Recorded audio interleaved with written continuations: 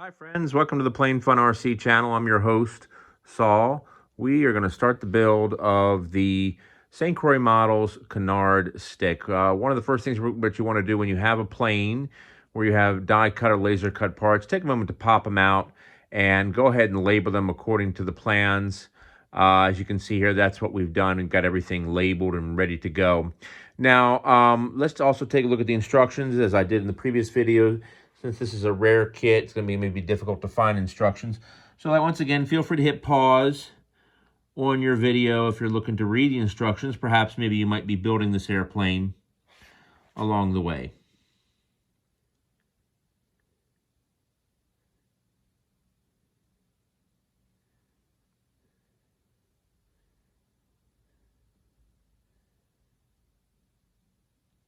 All right, friends, so that's where we are at this present time. We're going to be starting up on the fin construction, getting that taken care of, and more to come.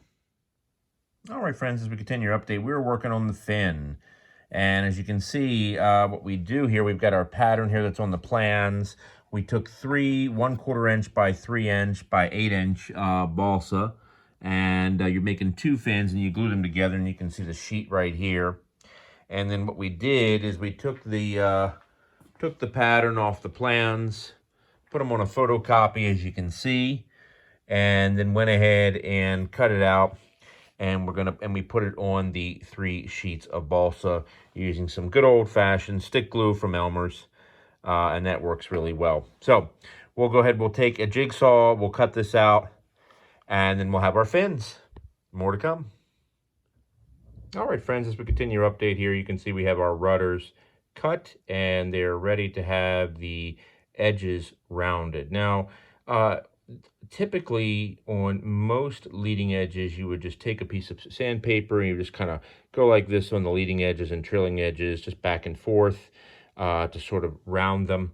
But obviously we have a very unique set of vertical fins and because of the rounded portion going all the way around. This part in here, this section here, is going to remain square. This trailing edge and this leading edge, we're not going to do anything with that.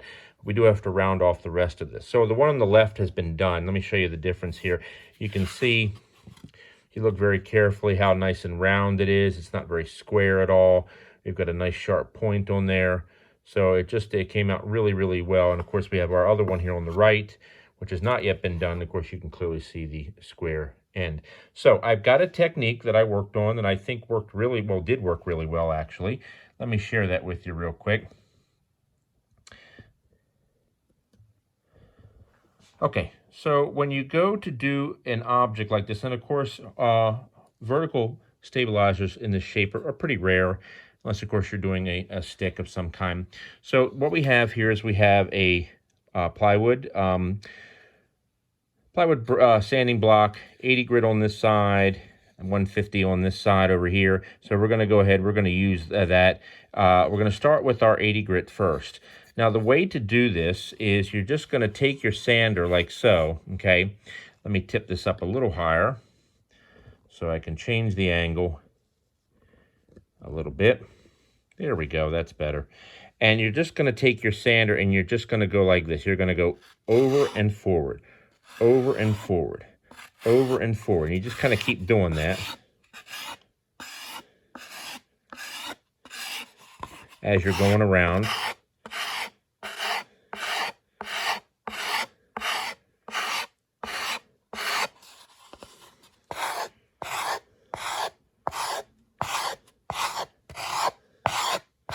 And you can see, if you look carefully, how it's starting to round.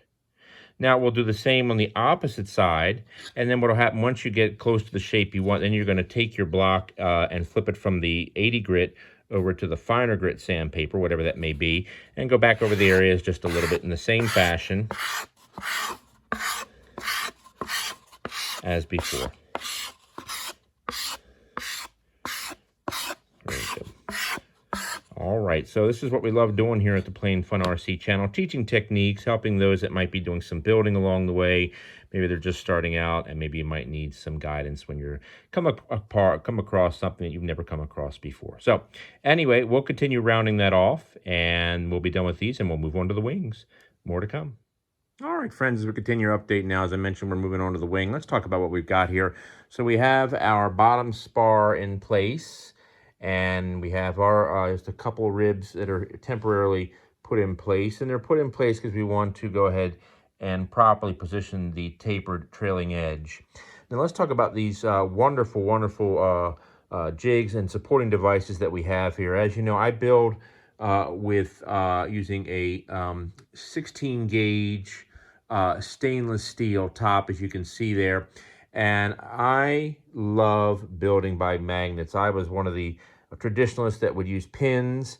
And it's not that pins through the balsa doesn't work. It does work well, but they don't always hold so well. But the magnetic building surface does a beautiful job.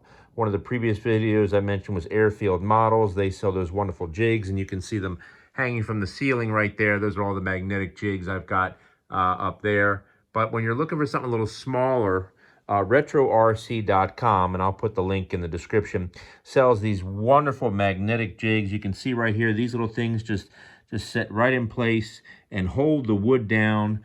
And then we have our right angle magnetic jigs. They use rare earth magnets, and they come with the magnets that are just C8 in place. And the great thing about these right angle jigs is you can get them in different thicknesses. For example, we're looking right here at the 1/8 inch right there. And then currently holding the ribs in place is a wonderful 3/32, which is just doing a beautiful job there. And then you have these as well for some of the thicker pieces of wood. You can see right there as it's holding the spar in place. And then we have some additional rare earth magnets that we're using here as well to help hold things in place. So anyway, we're beginning our wing. We're going to go ahead and start slipping in some additional ribs, and more to come. All right, friends, as we continue our update here, you can see the wing is coming along. Let's talk about our vertical stabilizer, as you can see here, and talk about how we're going to place it. So what we did is we took one of the ribs over here and glued it in place permanently. And then we took our vertical fin, put it up against that rib, and then took another rib and put it here. And you can see we have that rib being held in place by our two right angle wing rib supporters. So now that we have that in place and we know that our vertical fin is nice and straight up and down, it looks great, we're going to go ahead and glue this rib in place right here. And this will not get glued in, the vertical fin will not get glued in until towards the end of the build of the wing. All right, more to come. All right, friends, as we continue our update here, let's take a look and talk about what we've got. We're moving right along. As you can see, we've got all our ribs are in place. We've got our top spar in place. We even have our leading edge in place as well. I got to tell you, it's a shame they don't make this kit anymore, because this is truly one of the fastest frame-ups I've ever done for a wing half. It's very easy to build. And now we're going to go ahead and start getting into the webbing, which is going to fit between these open areas here. All right, more to come. All right, friends, as we continue our update, we are now moving on to doing the front sheeting. And what we're going to do is we're actually going to wind up covering the portion of the wing here from the top main spar all the way to the leading edge. And let me talk about what we did here. So per the instructions, only half of the top main spar is going to be covered. So what we did, we drew a line going all the way across. We marked it off. It's about, this is 3/8 of an inch or 10 millimeters in thickness. So what we did is we just marked a line about halfway across the spar, and then went ahead and did the same thing right about down over here or so. And then that way, when we put the piece on, we just take it and we simply line the edge up with the line that we marked off. Now, one of the reasons why we did this is not only to help with positioning, but for glue. We want to try to keep the glue on this side of the line, because there will be cap strips that will be going this way. And of course, there are sections, particularly in here, where the rudder's going to sit, where we're going to wind up sheeting the entire portion of the space between these ribs here. So we want to make sure there's enough wood here, free of glue, to allow the sheeting to attach. So we're going to go ahead, we're going to attach that in place. Now, when you attach the wood, you never just want to push it down because it'll snap. you have to use a combination of rubbing alcohol and water, and I'll explain why when we get to that portion. For those that are interested in the steps, we have them here in the instruction manual. Once again, feel free to hit pause if you're building this airplane and need to review the instructions.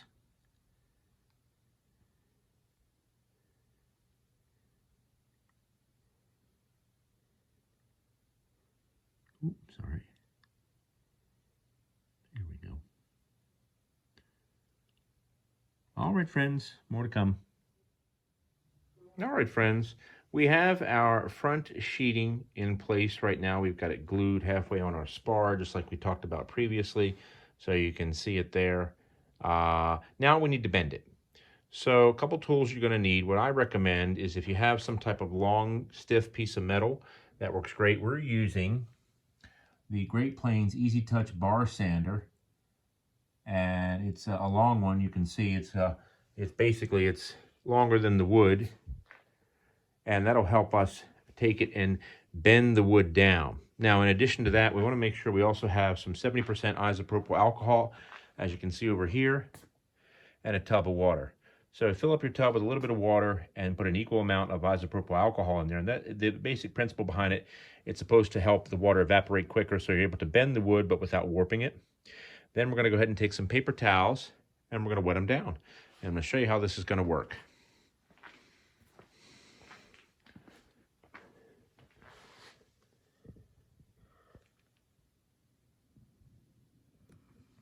All right.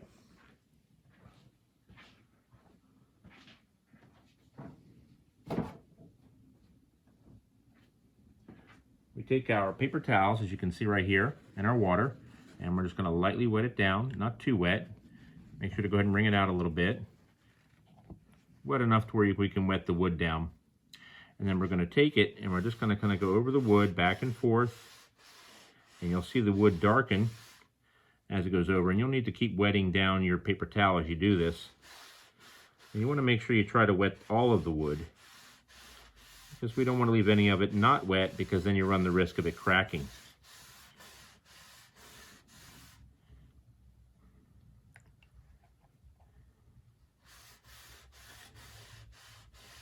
And all the way from edge to edge.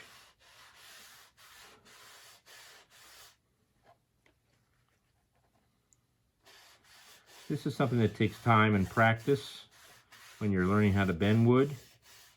You might crack it the first few times, and that's okay. If it winds up cracking, then just know the next time you do it, you just need a little extra water on your wood, and that'll help soften it. And you can actually see as you're doing this, the wood begins to soften just to the weight of your hand. It seems to bend a little easier. And that's how you know you're approaching proper saturation.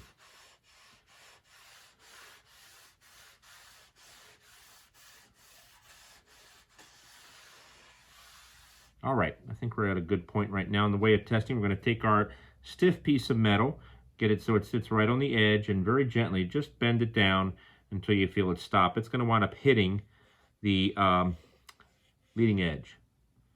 So we're going to push it down, and if you hear any cracking it's occurring, stop immediately and wet the wood a little further.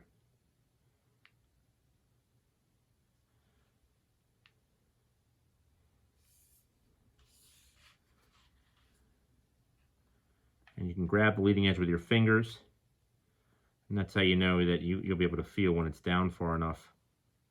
I like to hold it for a little bit, so that way it actually kind of gets a bit of a curve to it.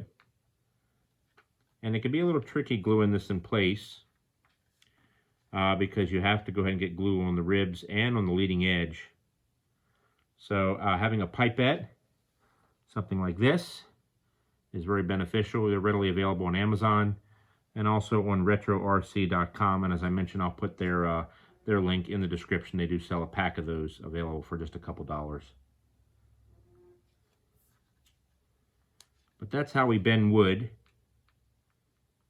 And like I say, just hold it there for a little bit and keep it in place. All right, well, we're going to work on this, get this glued in place. And then I'll show you the final results. Oops. Had a little bit of carbon fiber left on the sander there. All right, folks, more to come. All right, friends, as you can see, our front sheeting is in place. It worked really well. Now I'll show you a little trick that I did. I took our pipette filled with thin CA. One of the most difficult things actually was to get this to adhere to here, and it would be difficult gluing it this way because, as you can see, the leading edge is angled downward, so the glue would have rolled right off. So instead, I took our metal bar. Let me see if I can set this down and show you real quick. I took our metal bar and I held it in place, held the wood in place, like so.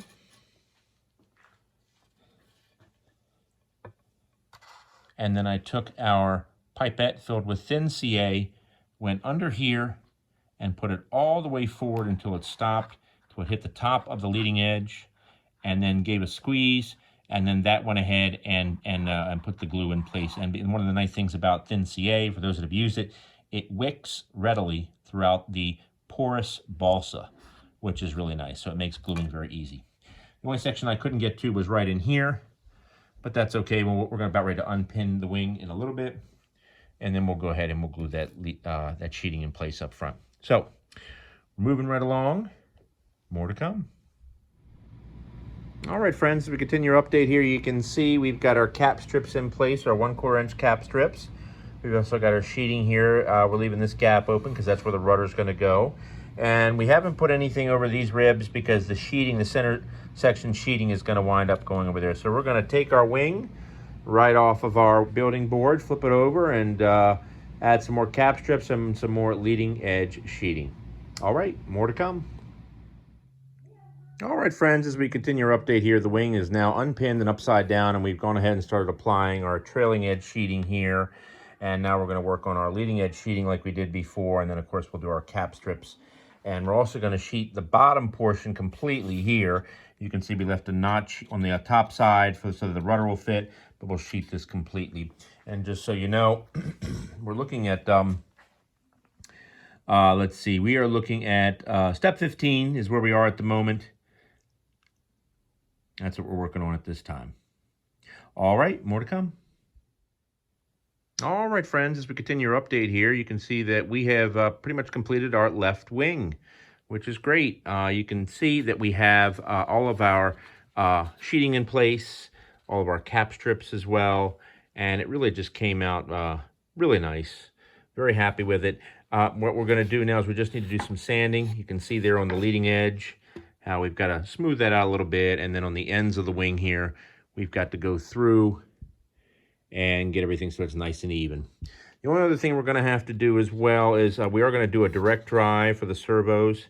The plans show the aileron servo sitting in the fuselage, but I prefer not to do that. It's much easier to do a direct drive, especially with the wing being in the back of the plane. So we need to create a spot on the bottom, probably somewhere over here where we can mount the servo on the bottom of the wing, because each aileron will have its own individual servo. So anyway, that's it for the left wing, and now let's jump to the right. More to come.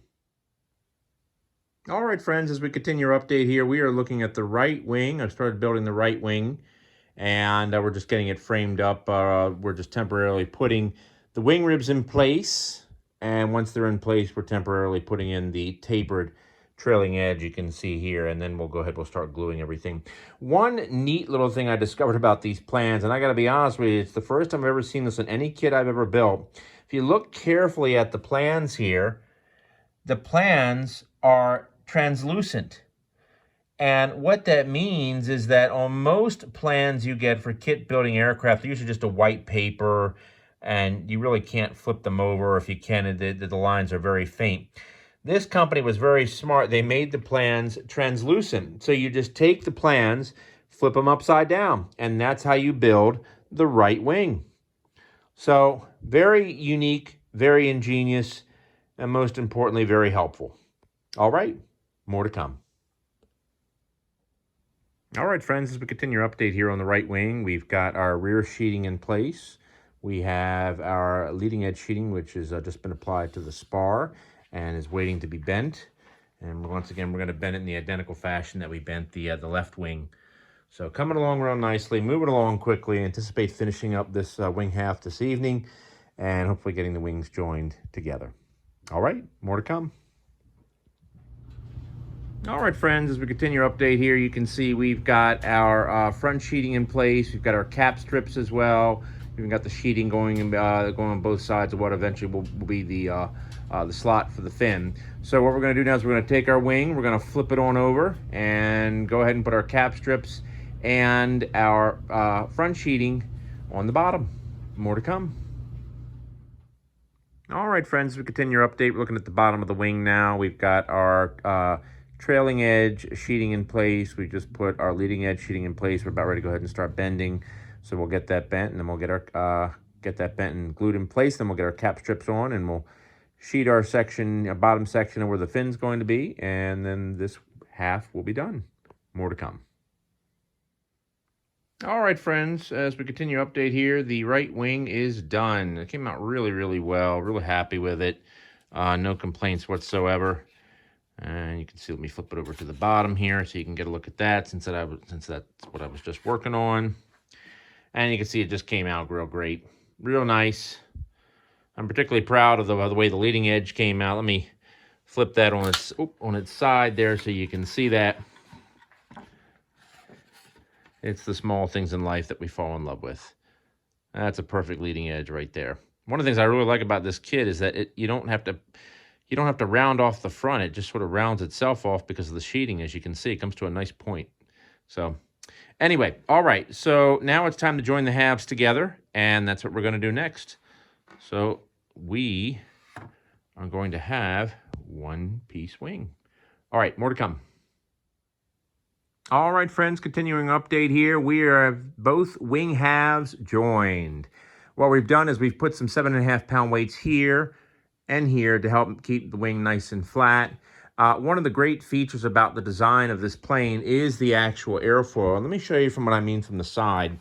So if you look very carefully, you'll notice how the top portion of the airfoil has a slight curvature to it, but the bottom is flat in this area right in here. Now, it still has a fully symmetrical airfoil, but by having the flat portion here on the bottom, what that allows us to do is when we put the wing halves together, we can actually keep the wing nice and flat because there's zero dihedral. And for those that don't know what dihedral is, it's where the wing, each half of the wing would be up somewhat, and that helps to maintain stability in the plane. But this has zero dihedral, so therefore makes joining the wing halves together much, much easier. So we're going to let this sit for a couple hours, and in the interim, we're going to go ahead and start up on the horizontal stabilizer. More to come. All right, friends, as we continue our update here, we are sheeting the center section of the wing. That's what we're working on right now. We're using our 3/32 sheeting. Now, you'll notice once again, we've got our weights here. Because we are sheeting this wing and there is no dihedral in this wing, we want to make sure that that wing is perfectly flat. So therefore, we've got weights on both sides, and then we're putting the sheeting on. It's very important. So if you're doing a wing, no dihedral, get that wing flat, and then go ahead and put your sheeting on. Because if you put your sheeting on and the wing is twisted or there's dihedral, then what's going to happen? It's going to become permanent once you put the sheeting in the center section. All right, we're going to sheet it. We're going to flip it over to the other side, and then we're also going to hit it with some fiberglass as well. Let me show you where we are on the instruction manual for those that are interested. Right now we are working on step 18 is where we are at the moment. And once again, feel free to hit pause on your video if you need to read the instructions. Perhaps maybe you're building this plane yourself.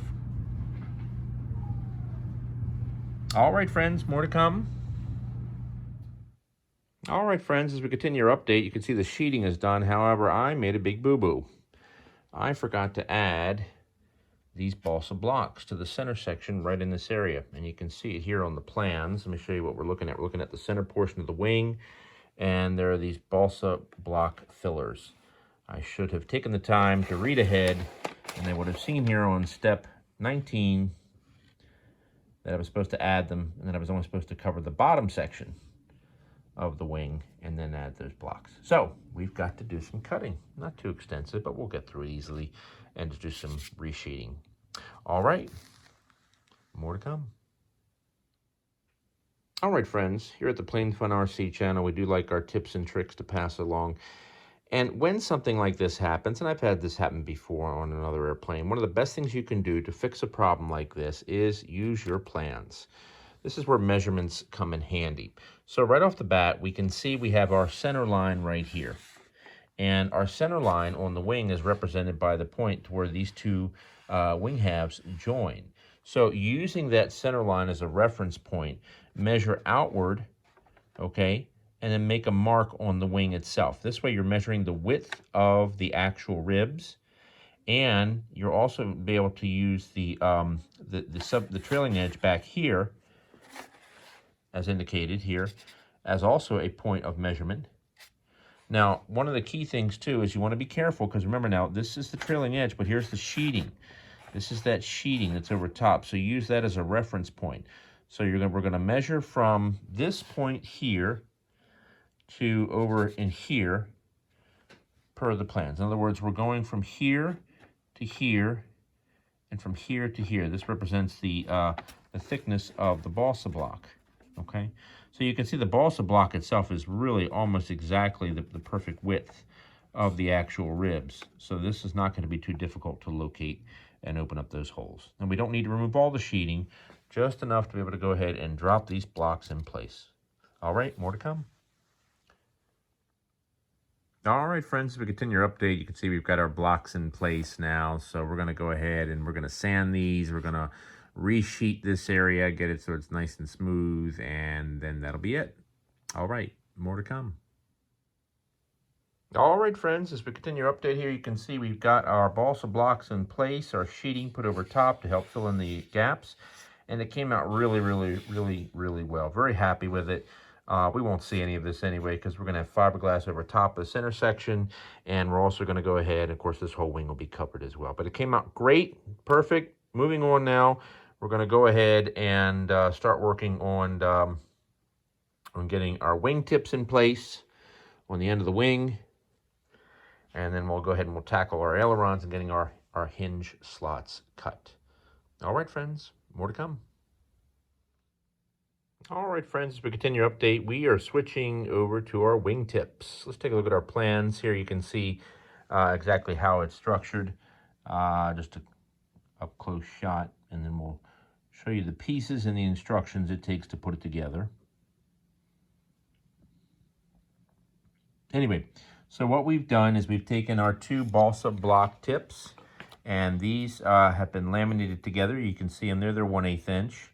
A little CA, and we'll put one on each side. And we are looking right now at step 23. We'll double back to working on the ailerons after we have glassed the center section, because we'll let that dry. So we're jumping ahead to the wing tips and getting those done, and more to come. All right, friends, as we continue our update, you can see we've got our balsa tip block in place. A couple things. Let me just share this with you. So if you ever have an airplane that has this type of tip block, here's a real great suggestion. First of all, before you glue it to the wing, take these two blocks here, which will eventually be shaped very similar to the leading edge. Put them on the side. In other words, take your balsa tip block, put it right straight up like this. Put those two blocks on the side, and that'll keep it so that way it's at a perfect 90-degree angle. That way, when you go and you attach it to the side of the wing, these two blocks ensure that the balsa tip block is it sits perfectly at 90 degrees in relation to the wing rib. Now, one quick thing I want to pass along to you. You can see we've got some supporting triangular stock here, as you can tell. You want to make sure to make it larger than what's on the plans. I cut some triangular stock that was exactly like what's shown on the plans. It just wasn't big enough. So I happen to have some triangular stock sitting around, and I cut 1/8 inch pieces. But outside of that, we're going to go ahead, we're going to shape these parts here, have this give us a little rounding, and then we'll be done with that. And then we're going to go ahead and shift our focus to the center of the wing as we start to apply the fiberglass. All right, friends, more to come. All right, friends, you can see our wingtips are looking great. We got them sanded. They look fantastic. Very, very happy with them. They just came out really, really well. Real well, as you can see. So looking great. All right, so we're going to go ahead and shift our focus now to the center section. Get our fiberglass in place, and more to come. All right, friends, as we continue update on the wing for the Canard, the St. Croix Models Canard, we have our fiberglass in place. Now, we used our technique that we used previously on the Long Easy and also on the Quickie, the Rattan Quickie. Sprayed on some adhesive, very light spray. Took our 2 ounce, this is 2 ounce fiberglass, and we're doing the top of the wing first. And then we'll go ahead and we're going to brush on some 30-minute, let it sit overnight, and then we'll have more to come. All right, friends, as we continue our update, you can see we've got our epoxy in place over top of the fiberglass. We got our wing hanging up here on my weight bench, go figure. Anyway, we're done with that. We're going to let that sit overnight for a full 24 hours. We'll go ahead, we'll trim off the excess, and then tomorrow we'll flip it over and we'll do the bottom. All right, more to come. All right, friends, as we continue our update here, we're looking at the bottom of the wing. We've got our fiberglass in place. We use the same technique as we did for the top, which include the 3M77 spray adhesive, then putting the 2 ounce fiberglass on top of the wing, then going ahead and brushing on and removing the excess 30-minute epoxy that was mixed with 70% isopropyl alcohol. We're going to let that dry overnight, and while that's drying, we're going to shift our focus to the ailerons over here. We're going to go ahead and get those shaped and hinged, and we're really nearing the end of the wing. So once we're done with the, once we've gone ahead and gotten these taken care of, then we're going to shift our focus to getting the servos installed in the wing, and then that should be about it. More to come. All right, friends, as we continue our update here, we are working on the ailerons while the epoxy is drying on the fiberglass. So let's talk about a little trick that I came up with here at Plain Fun RC. I like to pass along some tricks of the trade from the 40-plus years of building I've done. So when you have these long pieces of balsa, right now, like I said, these are the ailerons, and you're trying to shape them. And you can see we've got one of the ailerons shaped here. Here's the leading edge of the aileron. Here's the trailing edge. The problem with these long pieces is when you go through and you're using a sander like you see here, the piece can actually bow as you put pressure on it. So what you end up with is a lot of balsa off on one section and very little off on the other. And what that does is it begins to misshape in the actual part. So here's a simple trick. So as I mentioned before, I like to build with magnets. And for those that have a magnetic table of some kind, you could take your aileron or long piece of balsa, whatever that may be, and putting down some magnets, you're going to make sure the magnets are sitting right up against the edge of the balsa as you see here. Now, what you'll do is with one hand, you'll be able to hold the balsa, and the magnets will then keep the balsa from going and bowing as you're putting pressure on it. So you get a nice, even sand without any spots having more taken off than a different area on the aileron or wherever the piece might be. So, friendly tip, and that's why we have the Plain Fun RC channel, to pass along some helpful tips to make building easier for you. All right, friends, more to come. All right, friends, our ailerons are nicely sanded. You can see we've got a great-looking leading edge. Great-looking leading edge right here, and a nice trailing edge as well. So they're good and sanded. So basically, we are done with majority of the build for the wing. We just have to install the servos. I'm going to do a separate video on that. So that's it for the wing, and it's time for us to go ahead and move on to the canard as well as the fuselage, and we'll do separate videos for each of those. All right, friends, keep watching. The fun never stops at Plain Fun RC. Thank you for watching.